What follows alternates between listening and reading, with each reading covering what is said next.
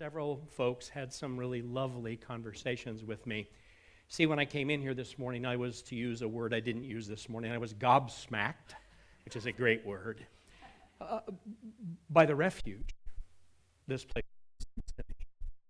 You're in it every week, so maybe you don't see it. I see it. And during the break, I did a little bit of meditation. I was asking myself, so why am I having this? I mean, partly it is I get the love, right? And some of you have told me that.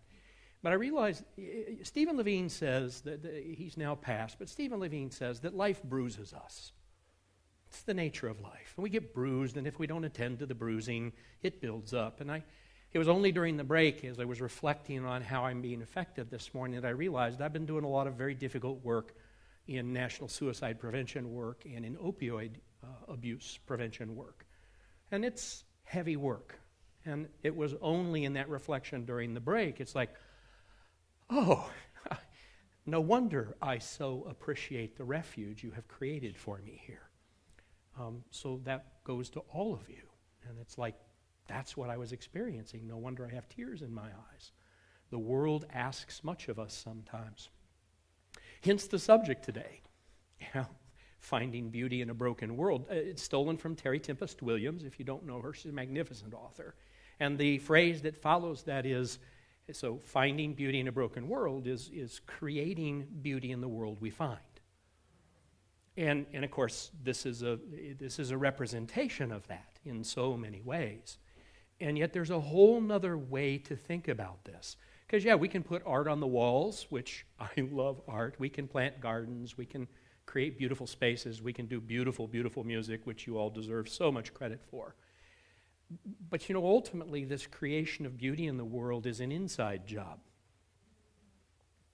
I mean, that's where it's found.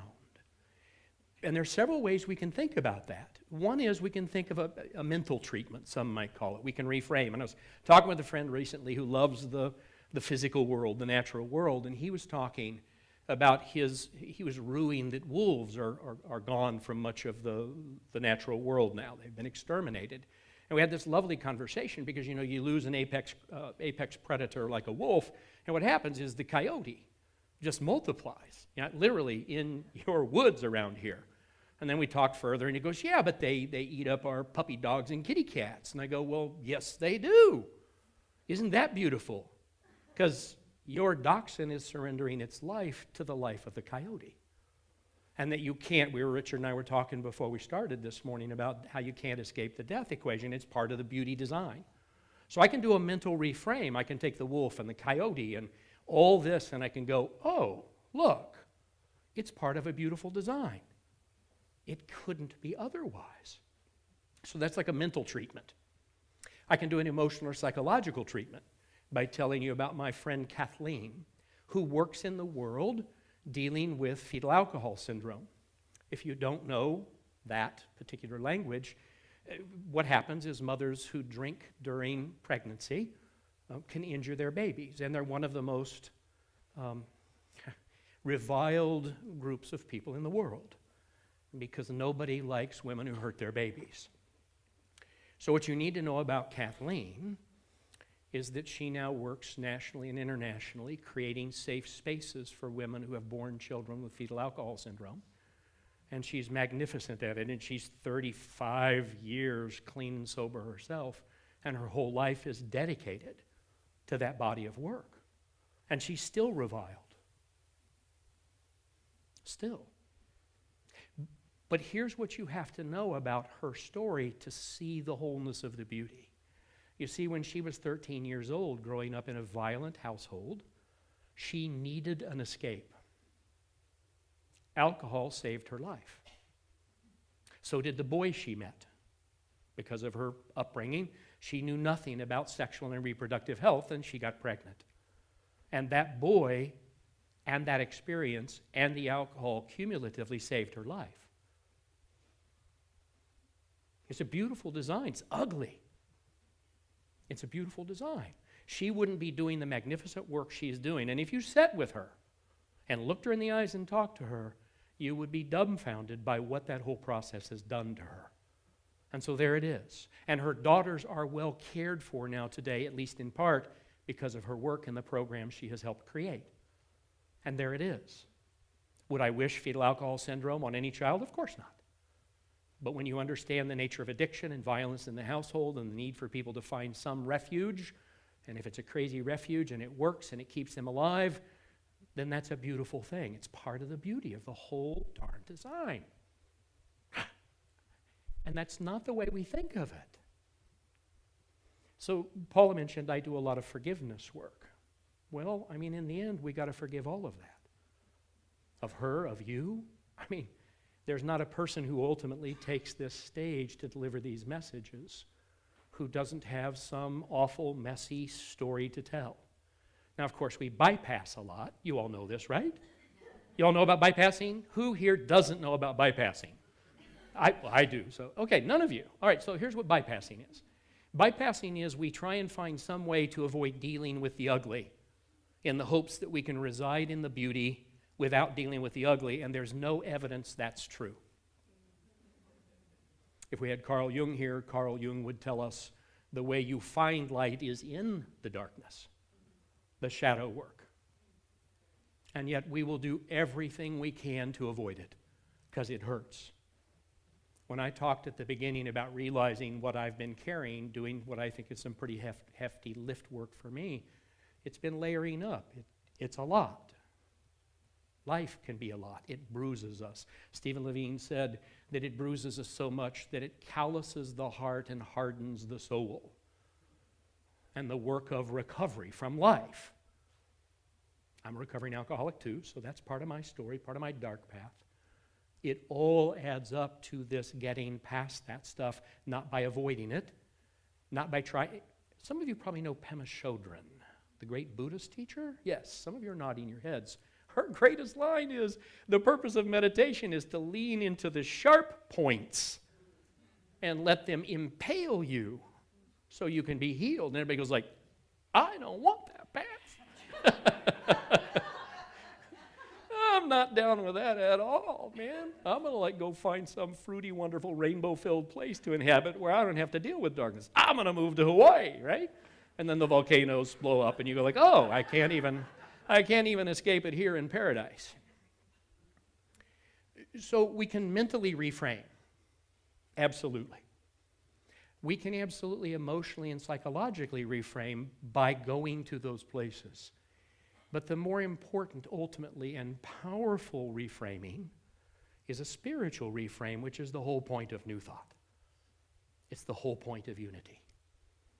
It's far more than a beautiful space. And I would never diss a beautiful space. What New Thought, what spirituality is designed to do is to take us to a different place. And I had an experience some years ago that changed me forever. I was out in the mountains. I lived in Albuquerque, New Mexico. I was out in the mountains. I was off having a spiritual experience, because that's what I did at the time.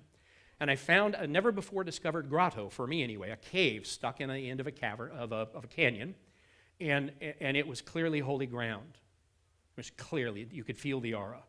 Not just see the aura, you could feel the aura. The same thing that you all have had. I mean, it's been on a beach or the Grand Canyon or the Redwood, it's someplace magnificent. And I was like, it's like, I'm staying. I've found my bypass. I'm staying. But the world called me back. And on Monday morning, I had to drop my car off for repairs, which is also part of the beautiful design, by the way, right? Cars break, so there you go. Well, I had to walk into downtown. And I turned a corner to go up a particular street, an avenue that runs right into downtown. And it's an asphalt pavement with concrete sidewalks and stucco-covered block walls with stunted plum trees along the way. And I turned, and I'm just trudging along with my backpack on because I do urban trekking, and it's part of what I do. And suddenly, I was gobsmacked, to use that word again. Suddenly, that asphalt, that concrete, those stucco-covered walls lit up with the same aura of the grotto in the mountains. And my first voice in my head was, this can't be so. It's asphalt, for God's sake. But that was the lesson. You see, The holy ground wasn't dependent on space, location, time, or circumstance. The asphalt was as filled with the Spirit as was the grotto. And I saw it and I felt it, and it changed me in a profound way. Because I realized that that line from Moses about removing your shoes, the ground upon which you stand is holy, didn't have to do with the ground. It had to do with the state of mind, the presence in that moment, in that space, and that it was with us always. That it's not conditional on a different elected official. It's not contingent on reversing climate change. It's not contingent on trying to stamp out homelessness, addiction. That's not the proposition. That doesn't mean we don't work in those spaces. It means they're holy ground. When I'm side by side with the young woman who is telling me the story, she's a heroin addict, and she's telling me the story that she has found out her 17-year-old daughter is now a heroin addict, and her heart is broken, it's holy ground. I lean into the holy ground now. I don't pretend like it's supposed to be different. It's not. It's that moment, that space. And a friend of mine who of all... I collect these interesting connections in the world. I have an evangelical friend out in West Texas who says that that is us being scoured by the Holy Spirit. Very evangelical language. And yet, it is true to her experience as well. Hence Pema Chodron's message of leaning into the sharp points. And it doesn't mean we don't need this refuge. We do. And we need this beautiful art and beautiful gardens and lovely fall days and beautiful it's all wonderful. But if all we do is take up residence in the pretty, pleasant things, we're actually losing the opportunity to be transformed. Because it's the dark stuff that will change us forever in the most profound, inexplicable ways. But we have to go there. We have to learn a set of practices, spiritual practices, that let us work with difficult stuff. And yes, celebrate the joy, which, by the way, is harder to be with than dark stuff. Some of you have had this experience, I'm sure, where you've just been lit up with spirit, the spiritual orgasm, whole body trembling thing, right? And you're like, I can't do this. And Pema would say, yeah, lean into that too. Lean into that too. It's too hard to be with. So that's the message. Finding beauty in a broken world is you, us, we. Finding it there, not by altering it. Peace doesn't come by the elimination of violence. Peace comes in the violence. And that's hard to even fathom. But once you start finding it, it allows you to sit and be with people and things in ways that change people's lives. And that's what they tell you. They tell you things like, I don't feel judged. I didn't feel you trying to change me. I didn't feel you trying to fix things. You just bore witness, and I am better for it. That is the work of Spirit. I sometimes call myself a midwife, which I really love midwives. Because the midwife claims no credit for the creation of the baby, no credit for the birthing process, no credit for the birth itself, no credit for the baby. At best, the midwife wipes the brow of mama, catches the baby, wipes the baby, and gives the baby to mama. That's the work we're asked to do. To catch your baby. Not that baby. You, the birthing of you. Your spiritual being. And to hold it up and let you behold it and receive it. It changes everything. So I'd like you to close your eyes for a little meditation. stolen with the courtesy of the Navajo people, called the blessing ceremony. In beauty I walk.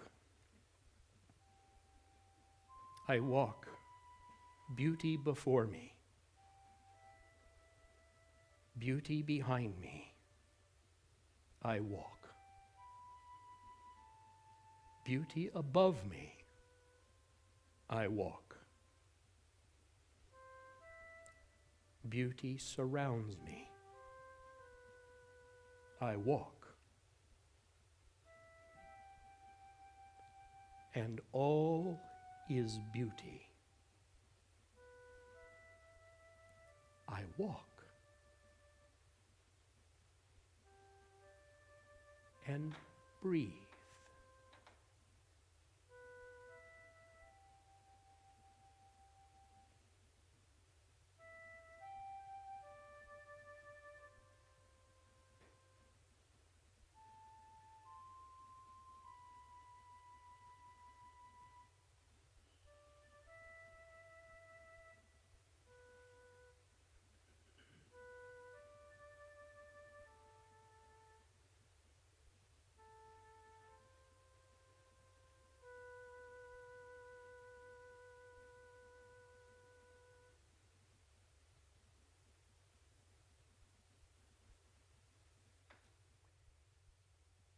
Richard Rohr says, everything belongs.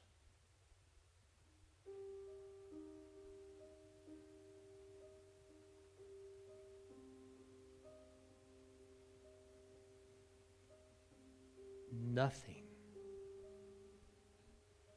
can be excluded.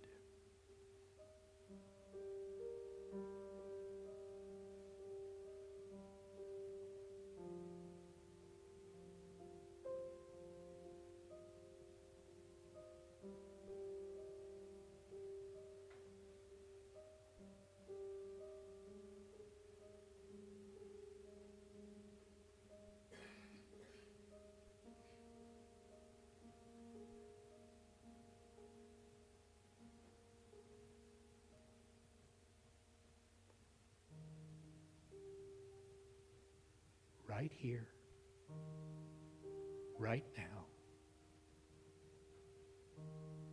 always, every right here, right now.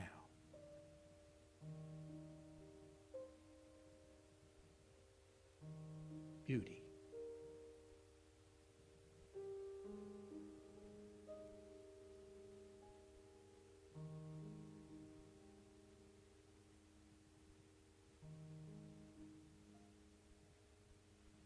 So it is, so it shall be, always. And with a deep breath,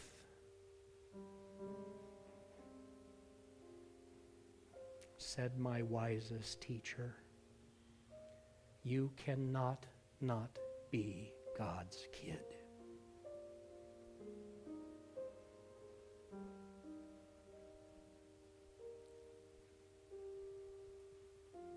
One more deep and beauty-filled breath.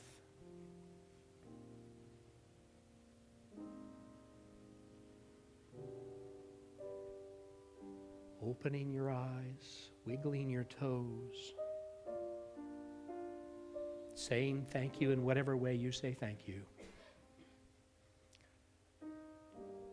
Take the beauty with you.